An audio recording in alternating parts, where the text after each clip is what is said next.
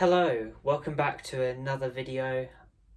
Today we are going to be going through the uniforms of the D-Day landings because it's June and one of the most famous things that has happened in June during World War II, if you know what I mean, and World War II history.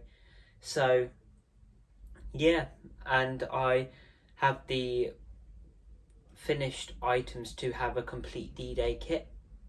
So that's another reason why I thought this would be a good time to make this video. So yeah, let's crack on. Right, I'm just gonna go through the uniform and what you would most likely wear in the invasion. It's not going to be completely right because different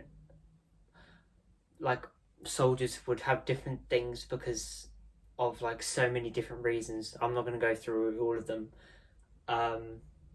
but yeah, I just can't really go through every single one right now because they had millions of reasons why they didn't carry certain weapons, gas masks, and just heavier uniforms. So maybe it could be anything. So yeah, I'm gonna run down my uniform for D-Day, and yeah, it should be good. So yeah, I'll get the first item.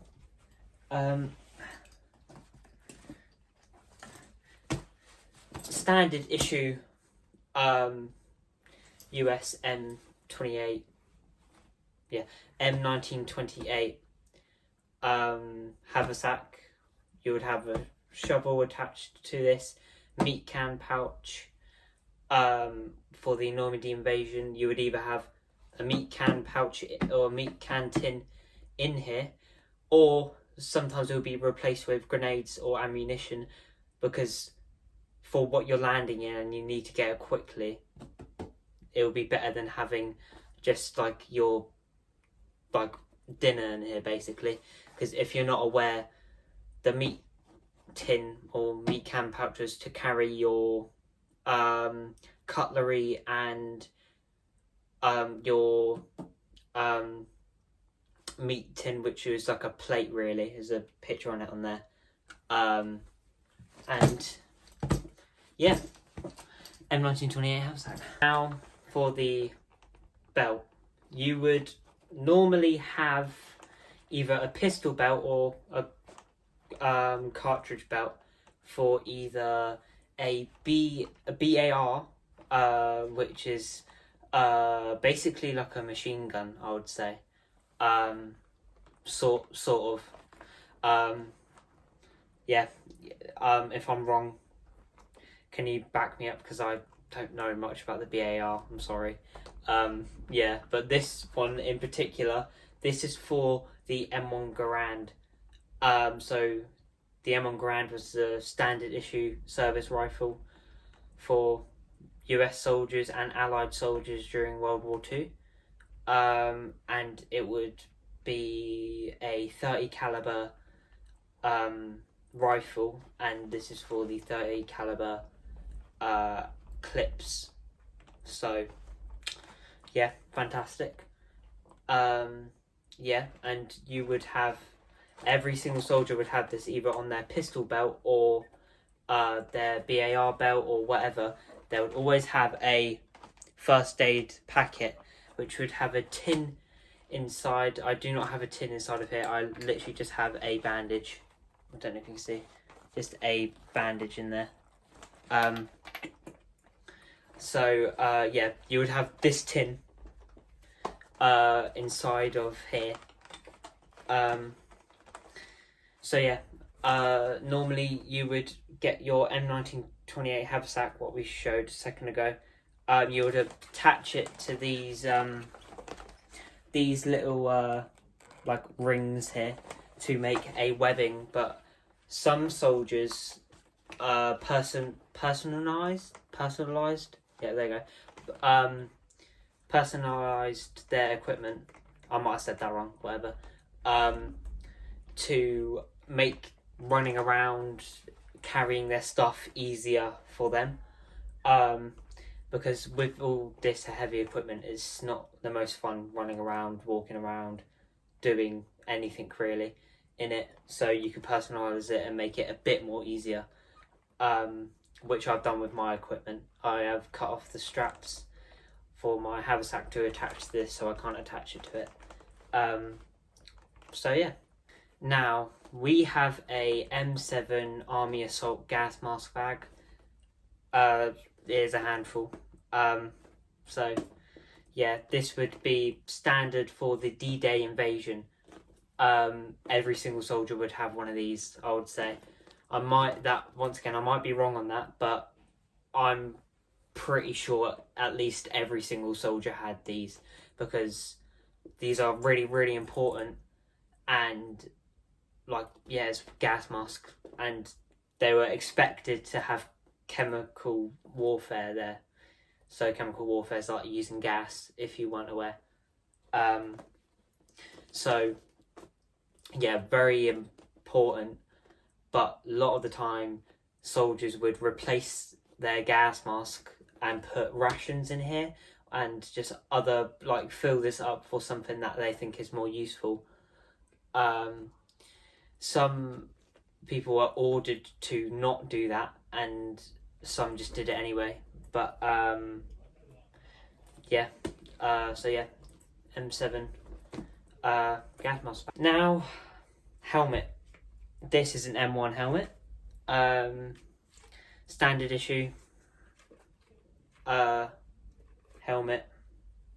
This has a net over it. I'm not very sure what net this is, but it is the right net. I think it's half inch net, I think. Yeah, I'm not massively sure.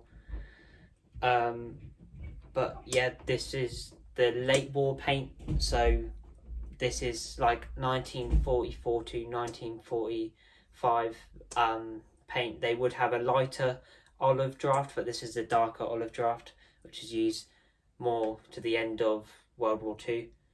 And you might put scrim over your net or in your net to camouflage yourself better on the battlefield or the beach, whatever, really.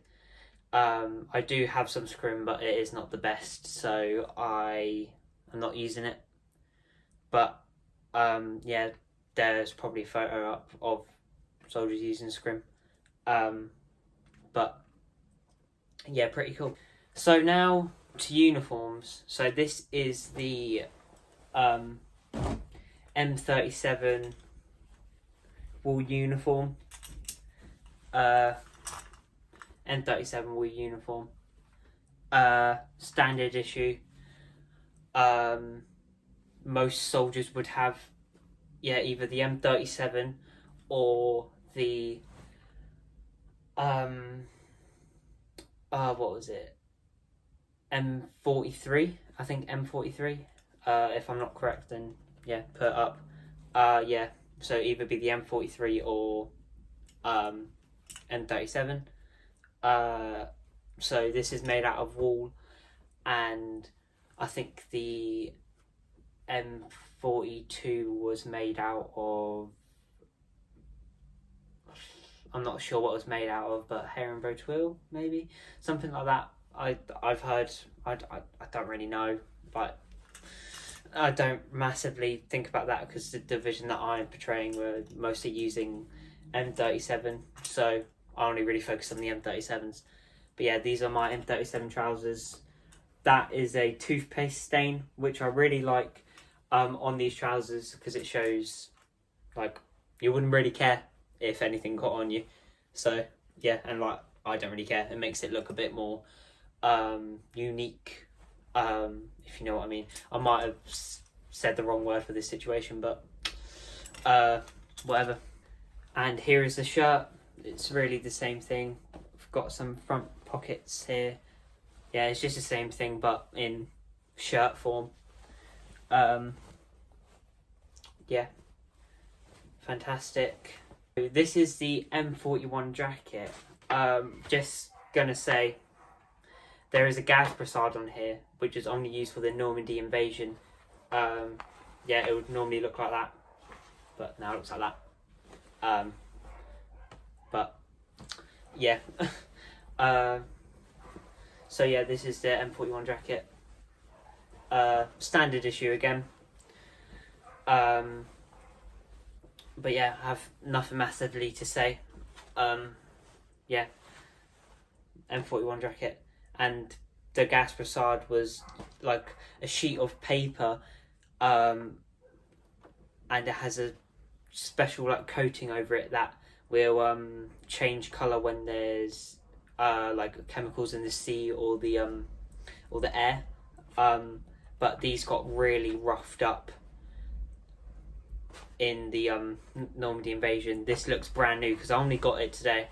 I haven't scruffed it up yet, but I will do that later, and there might be another video up, a small video of me just absolutely ripping this up.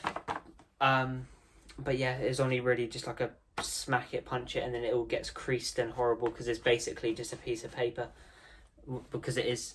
But yeah, fantastic. In the Normandy invasion, you would probably have quite many other things, but like, once again, this is just standard issue. This is what most people would have, but you would get given like small things to carry. You would have maybe a bandolier over you, or wearing a Jeep cap, like anything like that. But like, yeah, standard issue, you would have that, and then maybe like an ammo box for like a 30, or no, not a M1919 machine gun or something like that, or just ammunition for your buddies and yourself, and everybody on the beach. Like, it just all depends.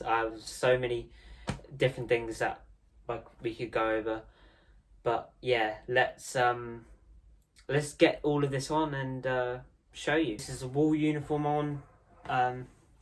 Yeah, nothing too special. This is what it would look like. So yeah, right, so here we are at webbing equipment, and M7 gas mask bag, jacket, everything, helmet. Yeah, sorry if it's not the best camera angle. My setup, I can't really get my camera angle perfect, but yeah, I'm just gonna add some more accessories which you would probably have during D-Day. So yeah, let's crack on. And here you are, this is the D-Day kit. Yeah, so as you can see from the kit, the first thing that you're going to remove is this M7 bag, because it's in your way. It's right up against your neck. It's just a no. And then if you got to think your rifle's buttstock's going to be like that, and this is in the way, this is getting in the way, so you'll ditch this first because it's just all in your way. And then this would been broken off as soon as you probably got into the water and everything like that. But yeah, hope you enjoyed this video. Like and subscribe if you want to, and see you in the next one.